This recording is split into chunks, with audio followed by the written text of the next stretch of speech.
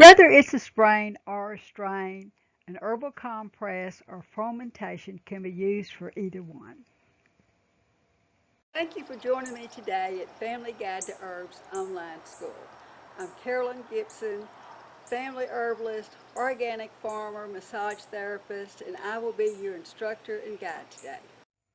Now, if you've watched my previous video on fomentations and compresses, you know how to do a compress, but need to know which herbs to use.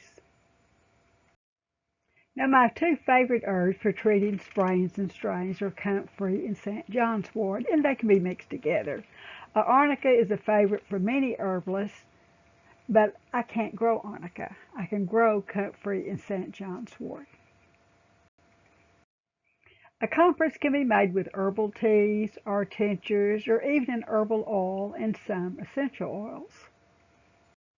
For an herbal tea, you would use a tablespoon of dried herbs to 1 cup of water or 2 tablespoons to 2 cups, depending on how big the area. You can mix the Comfrey and St. John's wort. An herbal tincture, you would add a tablespoon of tincture to 1 cup of water, or if you're using the essential oils, recommended are 2 drops of chamomile, 1 drop of ginger, 1 drop of St. John's wort to 1 quart of water. Stop in the name of pain. First thing you need to do is stop using the injured area. The mission of pain is to stop you from using the area. Elevate the injured wrist or ankle.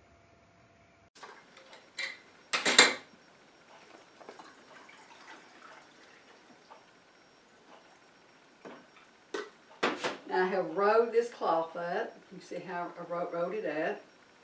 I'm just going to place it in there. I want to make sure it's well saturated all the way through.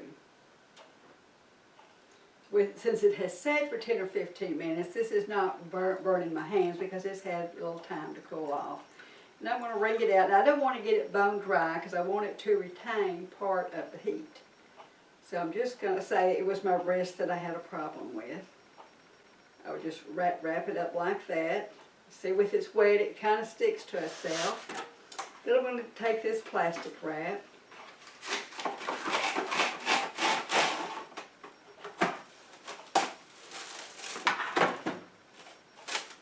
Then I'm going to wrap that. And this is going to help hold the heat in.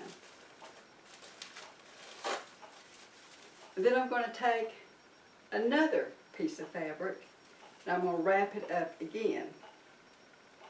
Now at this point I could, if I didn't, I could use clothespins, but I really like this self-sticking tape that they make now that sticks to itself.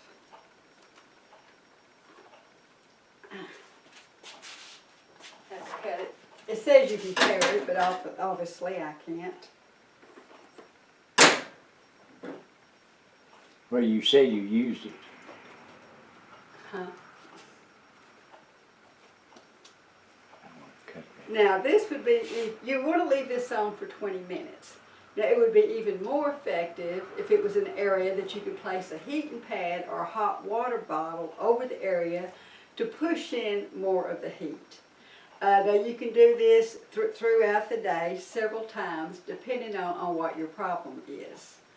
Now if you wanted to do Now, to speed up the healing process, you could apply the warm compress for 15 to 20 minutes.